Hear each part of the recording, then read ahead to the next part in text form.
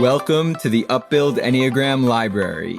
Drawing on years of teaching, coaching, and lived experience, we've created this podcast as a deep library of Enneagram knowledge to support you in the most important journey there is, the journey from the ego to the true self. Hello, everyone. Hi, Rasanath. This is Hari Prasad. Very happy to be here with you for our Enneagram podcast series looking at the type 9. So you have a bunch of 9s in your life. I have a bunch of 9s in my life. And this is a type that is quite distinct. It really is so helpful to understand what is in their hearts and how do we empathize with them and serve them and try to bring out the best in them. So let us begin with the essence qualities, as always. The type 9 is called the peace seeker, sometimes also called the peacemaker, but we thought peace seeker is probably a more accurate depiction of the inner world of the 9 because they're looking for a sense of peace, an internal sense of peace and calm. And in the process, they may also create it externally. And the essence qualities of the 9 are wholeness, unity, and flow. And the idea of wholeness is feeling a sense of being complete. And our teacher Russ paints this very vivid portrayal of the experience of wholeness. So for the type 9, the wholeness, the way it looks like is you are, it's Saturday evening, it's a little chilly outside, it's 8 p.m., you have had an early dinner, you're sitting on the couch in front of the TV, watching your favorite show, you have a nice blanket on top of you, a nice cup of tea by your side. Tomorrow is a day off so that you can sleep in. There is just a sense of comfort. Everything is where it needs to be. I can just relax. And unity is the capacity to really look at all viewpoints available in a particular situation. And they can really see, oh, you're right here. And you are also probably right here. Let's find a way to bring this together. That's the sense of unity. And flow, they are very kinesthetically aware, the 9s. There is a way in which they're very aware of their physical body, but there is also a way in which they move through life with a certain ease. And the picture that we give to understand this more is a stream. When you look at a stream flowing, the stream is flowing over the rocks, under the rocks, around the rock, but it just continues to flow very smoothly forward. Thank you. As you were painting the picture of the 9, I was thinking, my God, I need so much more 9 energy in my own life. I have 9s in my life, but I don't have the 9 energy enough within me to really bring out that sense of calm that is so valuable. They really show what the potential is when they're healthy for just being at ease and flowing with life no matter what it throws at you. So what's the basic fear? The basic fear for the type 9, as the name suggests, the peace seeker, I'm scared of losing my world of internal peace. And that essentially can manifest in 2 ways. I'm afraid of chaos. I'm afraid of conflict. And for the 9s, and this is very important to understand, things register very loud. So something that is something is out of order. There is noise outside. There is noise in the building. Someone is playing something. It just gets amplified internally. And so the loss of peace is very easily and very vividly felt. So then flipping it around, what becomes the basic desire for the 9? So the basic desire is to feel harmonious, is to feel one with everything, to feel that I'm at peace with everything within me and outside of me. So take us through the creative consciousness as we get into the trajectory of consciousness. How is it for the healthy 9? At their healthiest, the creative 9s are easygoing and synthesizing. And 9s give off this sense that they can go along with anything and everything. Now, we'll see how it plays out as we go down the levels of consciousness. But at the higher levels of consciousness, the easygoing spirit is not just going along. The easygoing spirit, as we discussed earlier, is a sense of calm, even when things are not going the way I want for it to go. There is a sense of patience and being with what is coming. And that just puts everyone around them at ease. We see many times that when situations are difficult, what makes those situations even more difficult is when people around start complaining and, oh my God, this is just so difficult. And this is just so hard. And that just makes the difficult situation even more difficult. And we see in a healthy 9, there is the way in which they can accept a difficult situation. They're not complaining. They are patient. And there is this very silent strength, is the best way I can describe it, to walk through whatever life is putting in front of me. And the synthesizing, life is complex. There are so many nuances to every single situation. And the 9 at the creative levels, it is so contradictory because easygoing can sometimes mean, oh, everything is very straightforward. But the other element, the other spirit that they bring there is the synthesizing. They're actually able to see all the multiple layers of complexity, all the nuances, the subtlety in a given situation. And they can bring it together in a way that's very compelling and simple and straightforward without losing, and this is so critical and important, without losing the nuances, the complexity of any given situation. So at their healthiest, they are also very willing to walk through conflict. That doesn't mean that conflict or chaos doesn't bring up fear. In fact, they are very uncomfortable in those situations. And as with any creative levels of consciousness, for all the types, this is the situation.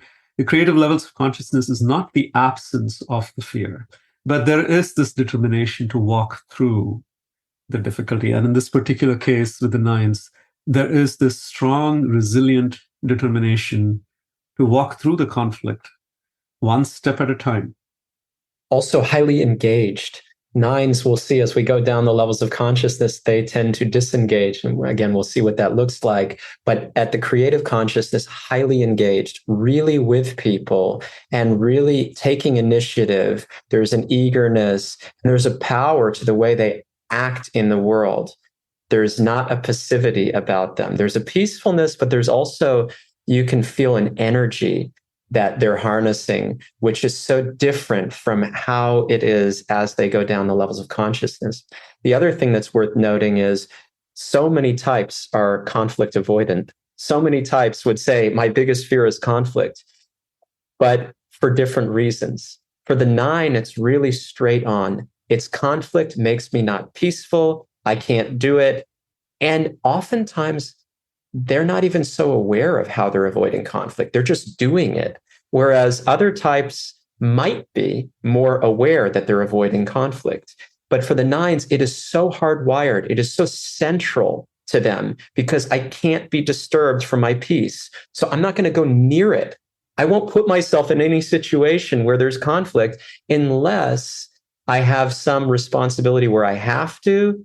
And, if I'm healthy, I will take that on very happily. If I'm not healthy, I will do everything I can to shove it under the rug. So just to distinguish the conflict avoidant nature, some types avoid conflict because they want to be liked all the time. But where they feel like they're not very afraid of not being liked, they don't avoid the conflict. They might actually step into the conflict and just, yes, I don't want this relationship and I'm done with. The 9s experience this very, very differently. They experience a sense of conflict at every moment. Just as an evidence of this, conflict is terrifying for me because I'm very sensitive and very soft in many ways. I have a vulnerability about me. My heart feels things intensely, and conflict is terrifying in that way. But I'm not a 9, right? So different types have their relationships with that. So we want to pay close attention. So what happens at the controlling consciousness for the 9? just to step back into the creative before we go into the controlling. At the creative levels of consciousness, because my sense of connection with my internal peace runs so deep, I can actually bring that to my external environment. And this is what leads one to the controlling levels of consciousness. When my own sense of internal peace is disturbed, the nines feel like, yes, I don't have the stability and the wherewithal to maintain my sense of internal peace.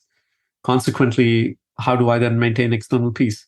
So, because I'm so deeply attached to the identity of being the peace seeker, the slip into the controlling levels happens when the fear that I can no longer maintain my internal peace arises and takes very strong hold. So now I have to maintain my internal peace.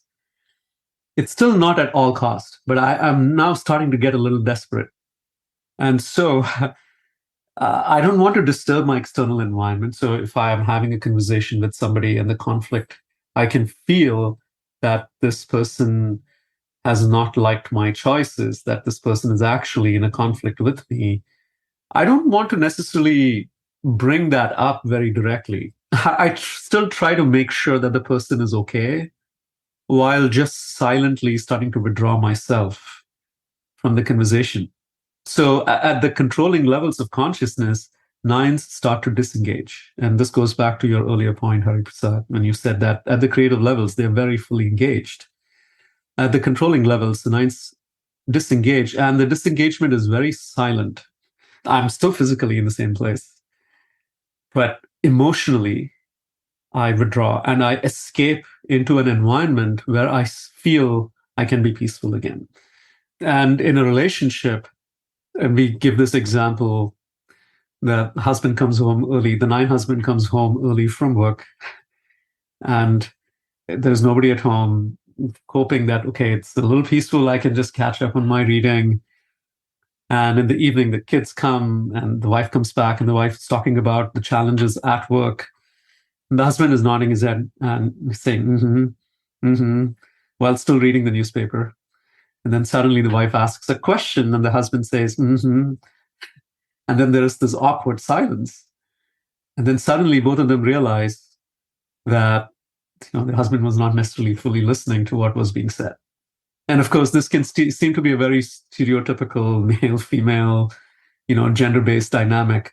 But the nine, very specifically, at this level of consciousness, you will directly experience how the nines can nod their heads to things, especially in overwhelming situations. The nines can keep nodding their heads, but they're not necessarily listening fully with their hearts because they have left the scene. It's too overwhelming. It's too chaotic. And again, it's so important to keep in mind what the suffering internally is. While we can laugh at this behavior or sometimes become frustrated by this behavior, the reason why they have to do that is because they're feeling absolutely overwhelmed. Our teacher Russ gives a very vivid example of how, he's talking about this picture where a nine child is carrying this crystal ball, and the child slips and falls, and the ball just falls to the floor and shatters into millions of pieces. And this child is just standing there looking at the shattered pieces, wondering, how am I going to put this back together? Where do I even start? It's very overwhelming. And the nines, deep down, they feel that the world is a broken place. And to put the world back together, to put it together, to go back to the essence qualities like the wholeness, is an impossible task. And it's very, very overwhelming. So the best way to deal with that overwhelm, unfortunately, in the controlling levels of consciousness, is by disengaging. And that way, at least I can maintain my own internal sense of peace. The other thing that arises at this level of consciousness is procrastinating tasks. Even small tasks sometimes can feel so overwhelming and chaos creating that I just put them away. And choices become harder. So the easygoing nature now becomes more about just going along with people, even when it's not really my desire to do it. So as an example, where do you want to go out for dinner? Whatever you want. Well, first of all, do you want to go out for dinner? Maybe not. I just want to sit at home and read a book. But the calculation internally is, well, if I say I want to sit at home and read a book, I will probably be in a conflict with my partner. So I'm just going to go along with it. Right. So the nines, this level of consciousness, they are losing their voice and they're actually starting to disappear. And this is so important for those of us who are not nines to understand. The nines are actually starting to disappear because they're feeling too overwhelmed and feeling like the chaos of the world is just going to take over. And by going along, by silently disengaging and putting things away, they're desperately trying to control their sense of internal peace. Yeah. And the metaphor is such a powerful one. It's such a vivid image that Don and Russ give of that crystal ball, or that ball that shatters, and my sense of overwhelm with how to put it all back together.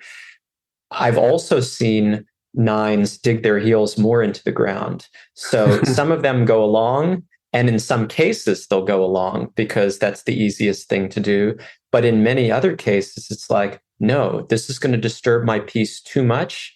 And nines can be very fixed and set in their ways. Routines give me comfort, and anything that slightly disrupts the sense of routine and flow, I just get really backed up against a wall and I can become angry.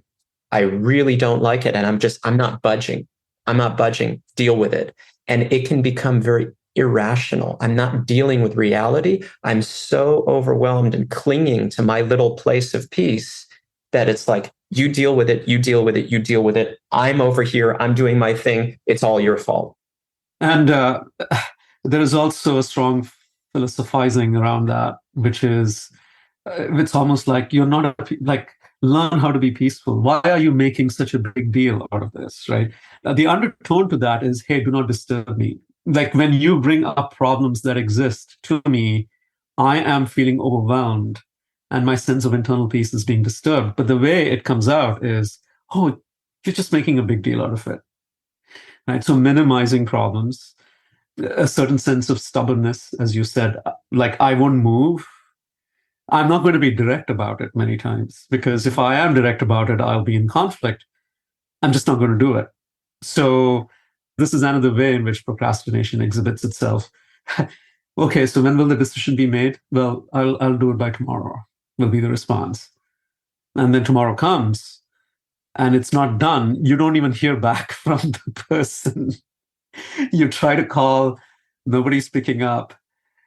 And it can be very frustrating for people outside to experience that kind of stubborn, passive, aggressive behavior that starts to develop at the controlling levels of consciousness.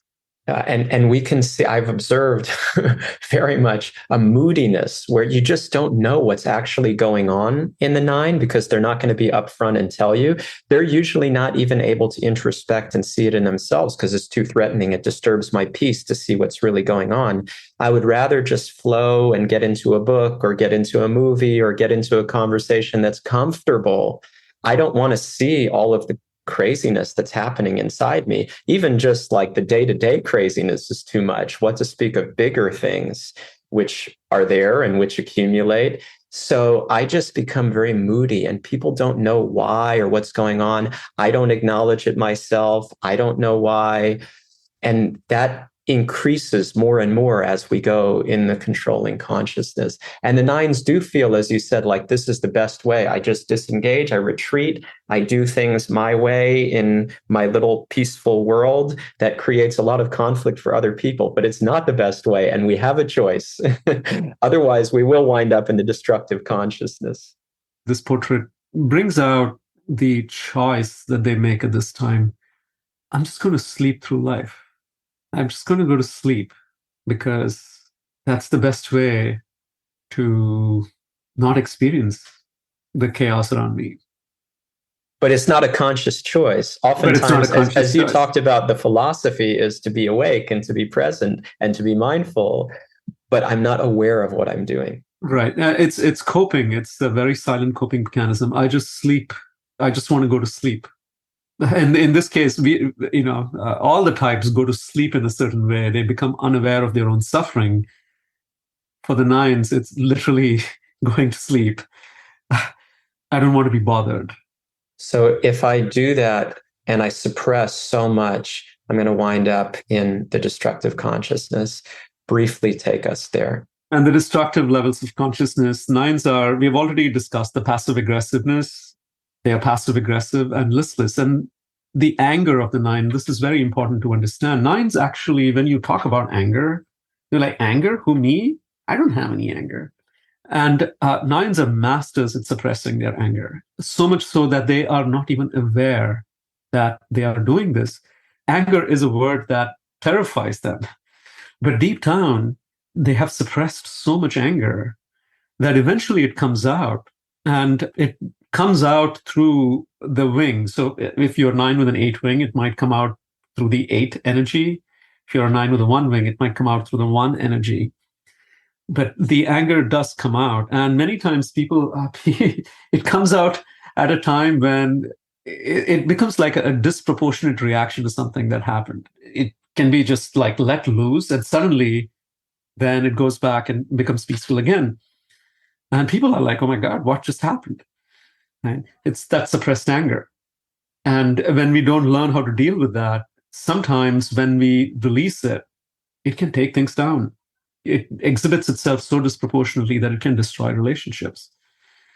9s at this level of consciousness are also listless, catatonic, essentially. They can just, go to sleep, watching TV 24 hours a day. And even if you wave a hand in front of their eyes, there is just no one to respond. Yeah, that's at the deepest, darkest levels of consciousness that we remove ourselves so thoroughly. The 9s remove themselves so thoroughly that there's nobody home anymore. Or sometimes the anger is so intense, such a buildup that it comes out in violent ways. So before we close, we need the practice to take us out of the lower levels of consciousness and really to where we can thrive. So the practice for the 9 is to become extremely aware of how you're retreating into your shell. And 9s, this happens very quickly and very unconsciously. It's a reaction to the external environment that can be so chaotic. So please pay very close attention to how you might be doing this. And each time catch yourself as you're doing it and bring yourself to the present, learn how to stay in the conflict. And yes, it is not an easy thing. It brings up fears of what we spoke about, that the world is such a broken place and it is incredibly overwhelming. But the only way to achieving everlasting peace is by repeatedly learning how to walk through a conflict. Yeah, peace is so needed for all of us, regardless of the 9 or other type.